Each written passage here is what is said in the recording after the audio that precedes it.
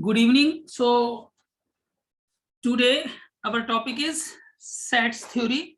Actually, this topic is related to class 11th. So I have opened the NCERT book of class 11th and it is a unit 4 of your syllabus. Unit 4 of your syllabus. Actually here today I will discuss the concept of the set theory. So I have directly opened the book NCERT class 11th chapter 1 sets. It is the same syllabus without doing any changes. तो what is sets? सबसे पहले हम ये जानेंगे कि sets क्या होता है. तो the theory of set was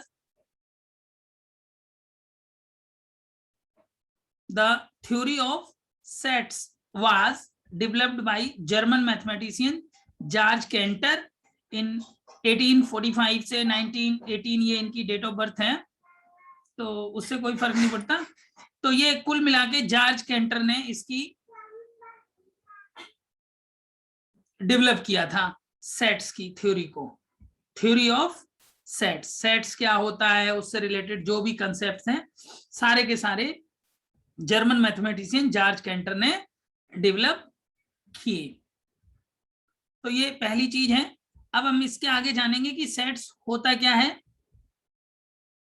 तो कोई भी बता सकता है सेट्स की डिफिनीशन दे सकता है? Any students those who know about the definition of the sets? नहीं जानता है तो कोई बात नहीं, I will explain the word sets.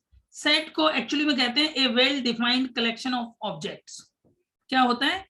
A well defined, ए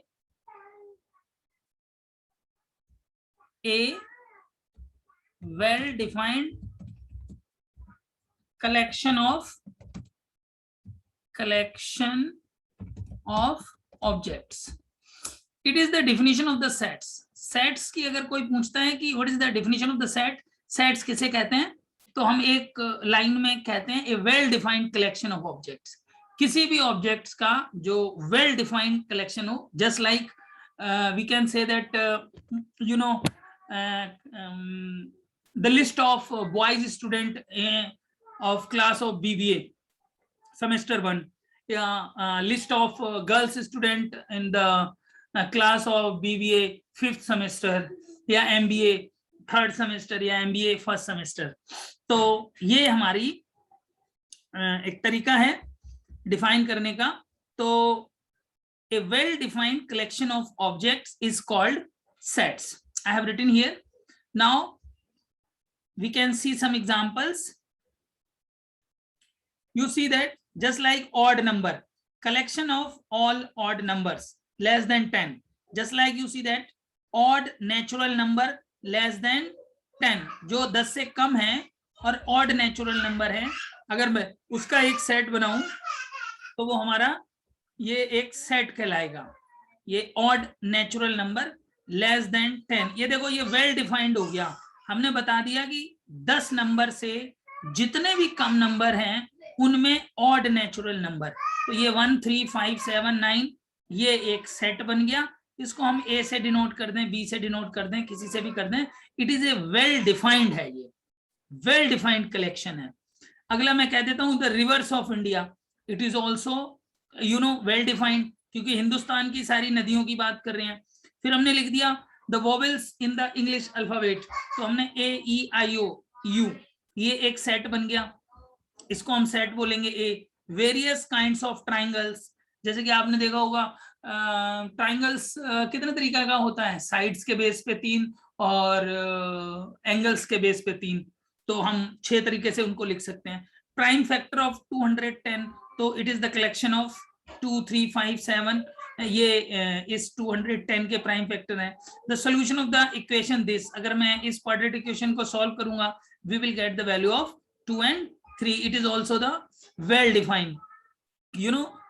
तो ये बात आपको समझ आ गई. तो क्या है ये well defined collection of objects. देखिए इस बुक में भी लिखा हुआ है कि well defined collection of objects. A well-defined collection of objects is called the sets. It is the definition of the sets. I have explained some examples 1 2 3 4 5 and 6.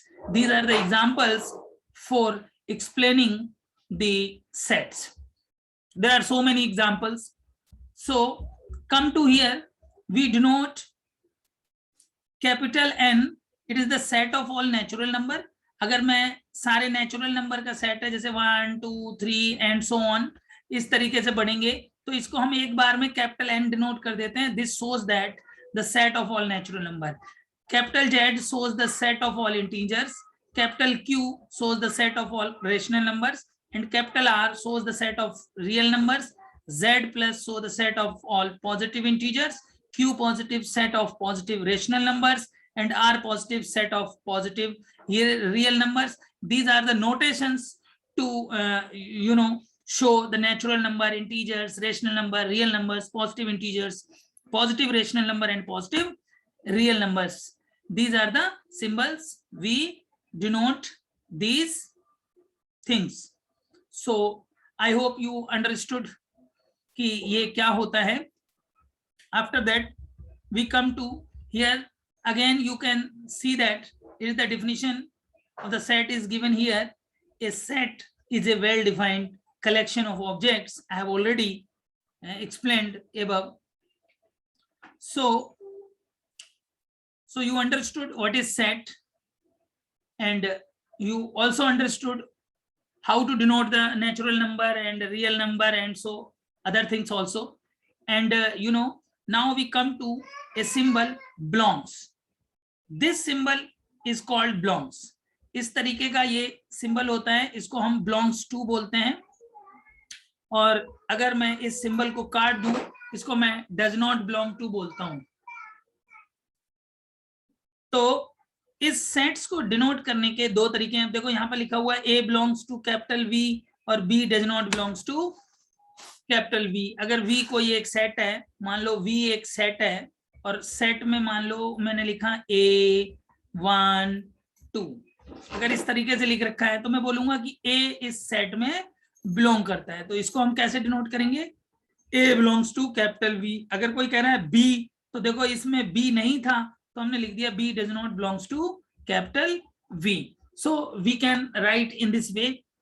Now come to the other things that is related to sets. Actually there are two methods of representing a sets. There are two methods. Here it is written that there are two methods of representing a set. Number one is called roster or tabular form, and other is called set builder form, right? So there are two methods to represent the set or write the set.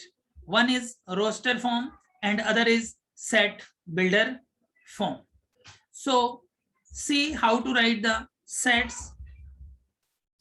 Just see, I'm giving you some examples. Here you can see that A.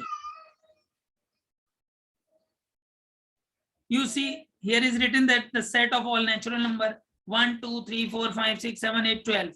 So this type of writing is called roster form. This type of writing is called roster form. And come to here, set of all vowels A, E, I, O, U. It is also in roster form. It is also in roster form. You see this, it is the example here. If we write the set in this way, in writing way is called the set builder form. V is equal to X, X is a vowel in English alphabet. You see that यहाँ पर A, E, I, O, U, अगर मैं इस तरीके से bracket में लिखता हूं, it is called the roster form. और इसी बात को मैं अगर इस तरीके से लिखता हूं, V is equal to X such that X is a vowel in English alphabet. तो एक ही चीज को देखो दो तरीके से डिनोट किया गया है. This type of writing the set is called the roster form, and this type of writing the set is called the set builder form. So you understood how to denote the sets into different form, roster form and set builder form, right? So come to the example one here. Question says write the solution set of the equation x square plus x minus 2 equal to 0 in roster form. Then we will do the middle term is split and find out the value of x. We got two values, x is equal to 1 and -2, and we denote 1 comma -2. We write a is equal to 1 comma -2, and we say that it is the roster form. So we have find out the value of x and write in 1 comma -2. This method of writing is called the roster form, and I have find out the sets of example 1. And here you see that in example 2, write the set. He said write the set x as that x is a positive integer and x square is less than 40 in roster form. So you see that he said x is a positive integer और x square की value 40 से कम होनी चाहिए. तो हम x कह रहा है कि पॉजिटिव इंटीजर है, तो हमने इंटीजर्स की वैल्यू रखी और जिनका स्क्वायर 40 से कम रहे. तो देखिए और रोस्टर फॉर्म में तो क्या होगा, एक 1 का स्क्वायर कितना होता है 1 जो कि 40 से कम है, 2 2 जा 4 40 से कम है, 3 3 जा 9 40 से कम है, 4 4 जा 16 40 से कम है, 5 5 जा 25 40 से कम है, 6 6 जा 36 40 से कम है. लेकिन वी हैव नॉट रिटन 7 7 7 जा 49 49 is more than 40, so we are not considering this 7. So we write set A is equal to 1 2 3 4 5 6 is the set right in roster form that satisfies the question. Says ki x is a positive integer and x square is less than 40. So now come to example 3, and you see that question says that ki write the set A 1 4 9 16 15. This set is written in roster form, and the question says that write this in set builder form. So we have written x as that. You see that 1 square, ये 1 है 1 square है, ये 4 2 square है, ये 9 3 square है, 16 4 square है और 25 5 square है. तो आप देख रहे हैं इसी तरीके से अगला 6 square होगा, 7 square होगा एंड सो ऑन.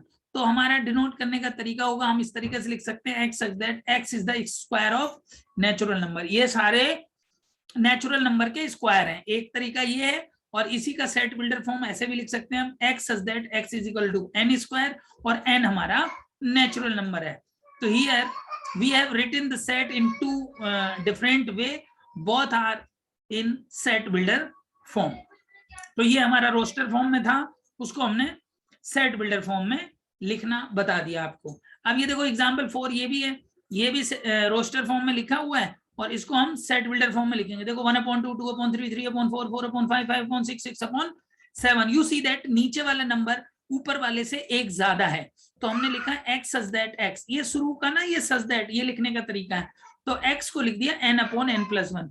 तो और n क्या है, अब नोटिस करो 6. तो हमने लिखा कि n की जो वैल्यू है या तो 1 है या 1 से ज्यादा है, या 6 है या 6 से कम है.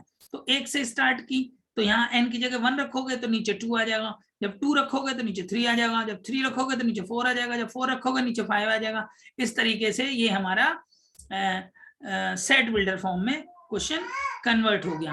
तो हमने अभी तक क्या सीखा कि there are what is the sets and how to denote the sets and how to represent the set in two different way, set builder form and the roster form. ये यहां तक हमारी बात क्लियर होगी.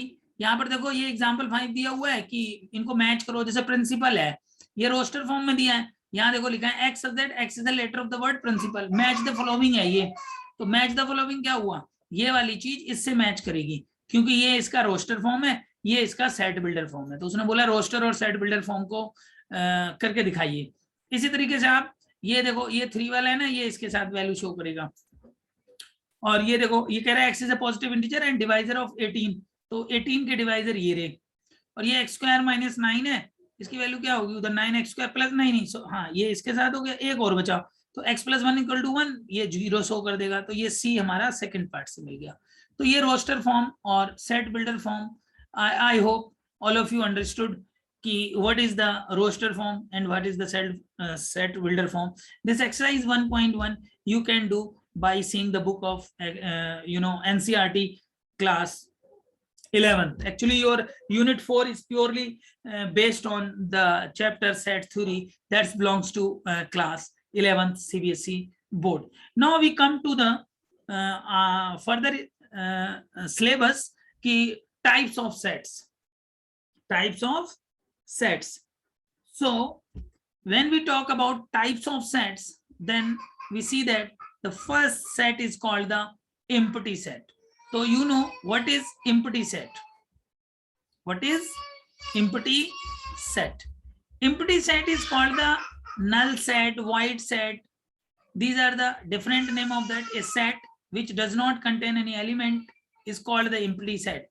ऐसा set जिसमें कोई भी element contain ही ना करता हो, खाली set, उसको हम बोलते हैं empty set, null set, void set. There are the three names of empty sets. You can say Sonu, Monu, Tinku एक ही बच्चे के नाम है, तो उसी तरीके से empty set भी कह सकते हैं, null set भी कह सकते हैं और void set भी कह सकते हैं. ये तीनों के तीनों इसी सेट के नाम है. और इसको हम डिनोट करते हैं फाई से, या तो आप ऐसे लिख दो या करली ब्रैकेट बना दो, लेकिन उसके अंदर कुछ भी मत लिखो. देखो इसमें कुछ भी नहीं है. This set is empty, not even a single element occur here, so this set is called a null set. So now come to further. तो यू अंडरस्टूड कि ये सेट क्या है. इसके लिए मैं एक दो एग्जांपल इन्होंने ही दिए हुए हैं, जैसे कि लिखा हुआ है ए x that x is lies between this. देखो 1 और 2 के बीच में x लाई कर रहा है, लेकिन फिर कह रहा है x is a natural number. Natural number point में आता नहीं, और 1 और 2 के बीच में 1/2 आता है, जबकि वो रैशनल नंबर है. तो इसको अगर मैं डिनोट करूंगा तो ये एम्प्टी सेट ही होगा. ये सेट एम्प्टी है, कुछ भी नहीं है इसके बीच में. ऐसे ही दूसरा देख लो, x² - 2 = 0, x is a rational number, तो ये इसको सेटिस्फाई नहीं कर रहा. इसी तरीके से x is an even prime number greater than 2. अब अगला d x such that x² = 4, x is an odd. तो ये सारे के सारे एग्जाम्पल जो थे वो नल सेट, वाइड सेट या एम्प्टी सेट के एग्जाम्पल्स हैं. Now come to the other types of sets. A finite set और इनफाइनाइट सेट. एक फाइनाइट सेट होता है, दूसरा इनफाइनाइट सेट. जिसको गिना जा सके that is called the finite set, जिसको गिना ना जा सके that is called the infinite sets. तो इसकी डिफिनीशन है a set which is empty और consist of a definite number of element. देखो एम्प्टी सेट को भी हम फाइनाइट सेट कह सकते हैं, या कंसिस्ट करता हो डेफिनेट नंबर ऑफ एलिमेंट जिसको गिना जा सके, is called the finite set. और अगर ऐसा नहीं होता है तो that set is called the infinite set. Right. So see that let W be the set of the days of the week. अब इन्होंने बोला कि W जो है ये डिनोट करता है set of days of the week. सप्ताह के दिनों को डिनोट करता है W. तो आप सप्ताह के दिन तो गिन ही सकते हैं, Monday, Tuesday, Wednesday, Thursday, Friday, Saturday, Sunday. तो ये हमारे 7 दिन हैं और इनको आप गिन सकते हैं. S is the set of the solution of the equation. ये भी फाइनाइट सेट है, x की वैल्यू +-4 आ जाएगी. अब let G be the set of the points on a line. देखो let G be the set of the points on the line. Suppose we draw this line. Line की height length mention नहीं है, तो we can say that G is an infinite set. We cannot know that how many points are occur on this line. इस line पे कितने points हैं, we cannot count that. It means it is called an infinite set. So you understood what is the difference between the finite set and the infinite set. Now come to further.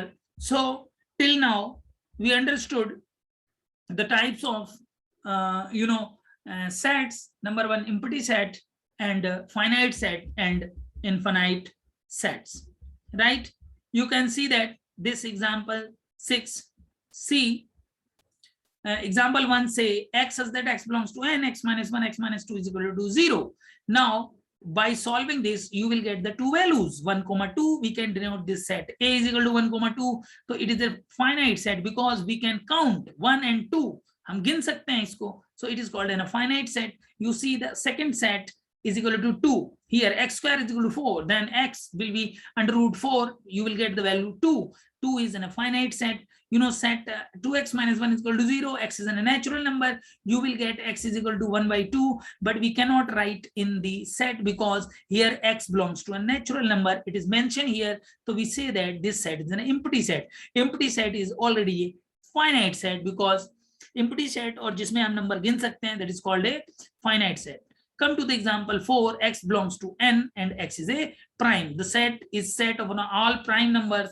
Since the set of prime number is infinite, hence the given set is infinite. देखो prime number अगर मैं natural number में गिनती करूं तो मुझे पता नहीं है कहां तक जाएगा. नेचुरल नंबर बहुत एंड तक जाते हैं, इनफिनाइट तक जाते हैं, तो प्राइम नंबर भी इनफिनाइट तक जाएंगे.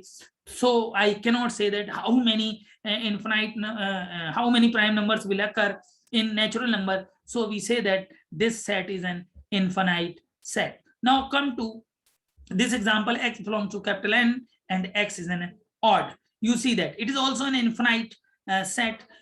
Start from 1, 1, 3, 5, 7. If we go and so on till infinite, so we cannot tell you how many numbers are odd numbers and how many are even numbers. So we say that these are the infinite. So this set is called the infinite sets. So we understood what is the meaning of empty set and what is the meaning of finite sets and what is the meaning of infinite set. These are the types of sets.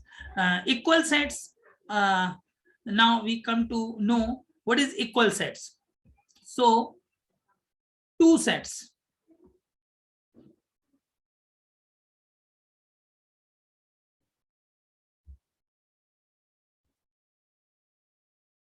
After 10 minutes the class will be finished, then you have to join again.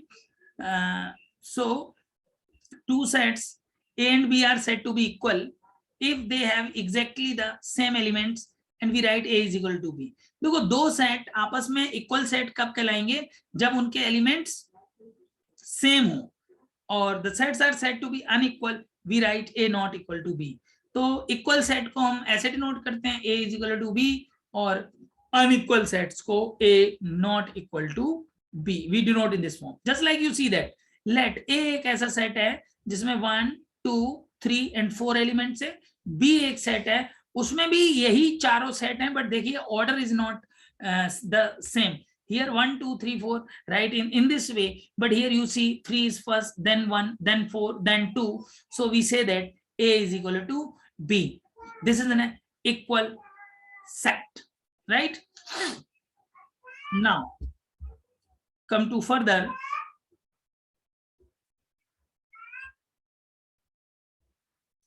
Here he said find the pairs of the equal sets. It is a very good example to understand the equal sets. You see A 0, B is x is greater than 15 and x is less than 15. So आप देखिए और C D E there are 5 sets are given और उसने बोला जरा बताओ pair निकालो equal sets के कौन कौन से हैं. तो क्या बता पाएंगे आप कौन कौन से पेयर्स हैं? तो आप इसमें देख सकते हो कि A B के बराबर नहीं है, इक्वल सेट नहीं है. A C के इक्वल नहीं है, A D के इक्वल नहीं है, A E के इक्वल नहीं है. पहले मैं इस A की सबसे कंपेयर करा तो आप देखते जाओ यहाँ पर 0 है, इसमें 5 आएगा, ये 15 से बड़ा और छोटा, ये भी दूसरी चीज आएगी और इसमें अलग आएगा, इसमें अलग आएगा, तो ये इक्वल सेट नहीं हुए. ऐसे ही B C के इक्वल नहीं है, B D के इक्वल नहीं है, B E के इक्वल नहीं है. इसी तरीके से हम आप देख सकते हैं कि C E के इक्वल है, सिर्फ C जो है वो E के इक्वल है, क्योंकि इसको सॉल्व करोगे तो you will get the value this. और D E के इक्वल नहीं है. इस तरीके से हम कह सकते हैं कि सिर्फ एक ही ऐसा पेयर है जो आपस में इक्वल है और वो इक्वल सेट है, बाकी के कोई भी इक्वल सेट नहीं है. तो हमने अभी तक सीखा finite set, infinite set, empty set and equal sets. ये एक्सरसाइज 1.2 बिलोंग्स टू. हेलो, कोई कुछ कहना चाह रहे हैं?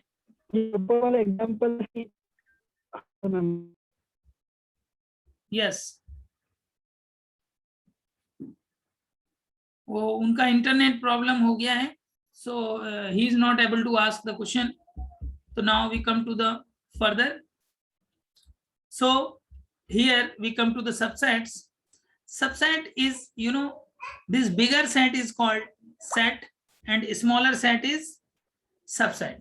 देखिए एक बड़ा घर है और उस घर के अगर एक कमरे को बोलूं मैं फ्लैट्स हैं, अगर बड़ा सा फ्लैट है और उसके अंदर एक कमरा है तो दैट room is called the subset of the whole flat. ऐसे मैं कह सकता हूं कि this Jamia Hamdard is the subset of Delhi. Delhi में बहुत सारे मोहल्ले हैं, कस्बे हैं, तो जो उसका एक छोटा सा हिस्सा है that is called the subset of the bigger set. तो अगर x है set of all student in your school और y है set of all student in your class, तो देखिए x बड़ा सेट हो गया, पूरे स्कूल के स्टूडेंट्स की बात कर रहे हैं, और y जो है वो सिर्फ आपकी क्लास की बात कर रहे हैं, तो y जो है वो x का सबसेट होगा, और इसको हम इस तरीके से डिनोट करते हैं, y is an subset of x, it is denoted in this way. तो this symbol is called the subset. तो इसकी डिफिनीशन क्या है? A set A is said to be a subset of a set B if every element of A is also an element of B. So A is a subset of B. Just like here, I am explaining again. It is a bigger set. I have given the name B, और ये है एक set A. Suppose इसमें 1, 2 ये element है और इसमें 3 भी है, तो देखो 1 and 2 एलिमेंट ए में है और 1, 2, 3 एलिमेंट बी में है। तो ए में कितने एलिमेंट है?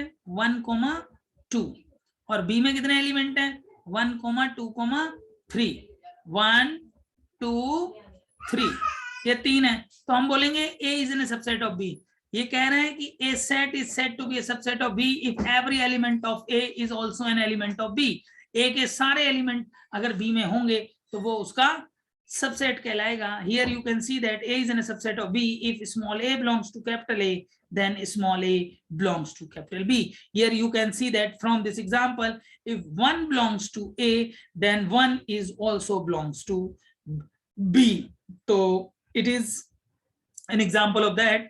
They have written A belongs to A. Here we can write this is A.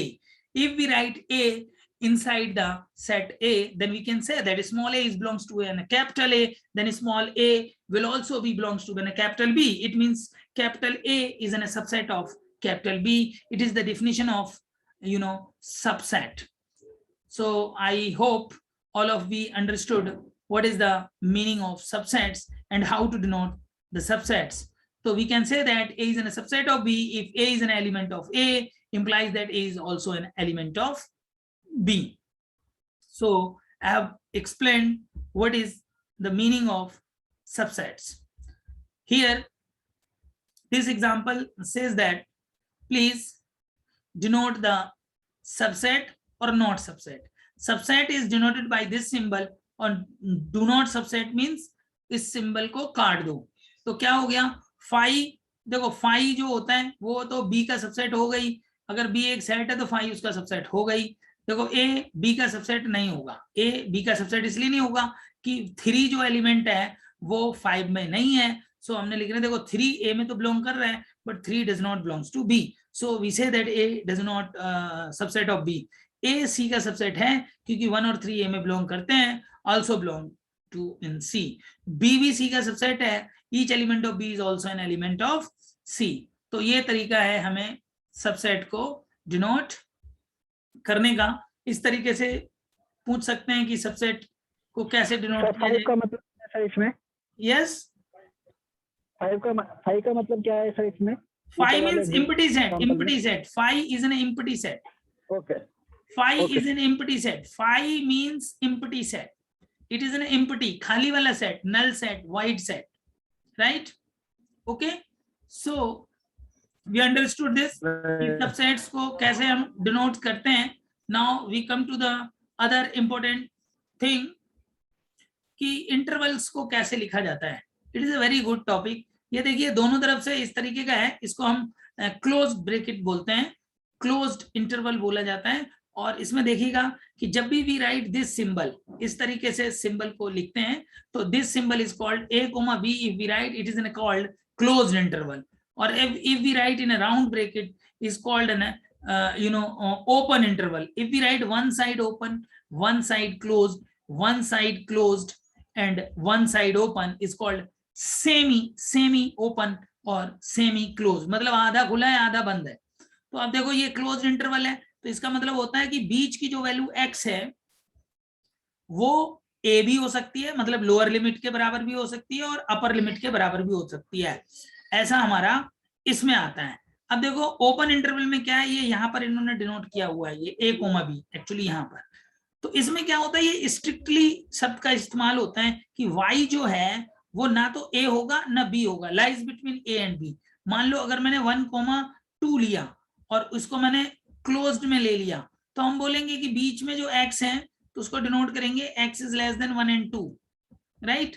तो x 1 भी हो सकता है 2 भी हो सकता है, लेकिन अगर ये ओपन हो जाएगा ना तो बोलेंगे नहीं जी x या तो 2 से छोटा होगा या 1 से बड़ा होगा। तो ये देखिए इसमें हमने एक्सप्लेन किया हुआ है कि ये देखिए a कोमा b को हम इस तरीके से y such that y is lies between this, यहाँ पर x ले लिया है, ये क्लोज्ड इंटरवल है तो x such that x and y doesn't matter, these are the variables, we can write x and y. Here you can see that it is in a semi open and semi closed, तो left side से ये close था तो x is lies between a and b side से less हो गया, तो x is lies between a and b। और यहाँ पर x क्या है, इधर की तरफ से क्लोज्ड है, इधर की तरफ से ओपन है, तो it is an open interval from a to b including b and excluding a। तो जहां पर लेस देन इक्वल है तो ये बात हमने आपको बता दी कि अगर वो इक्वल भी है तो उस वैल्यू को हम कंसीडर करेंगे।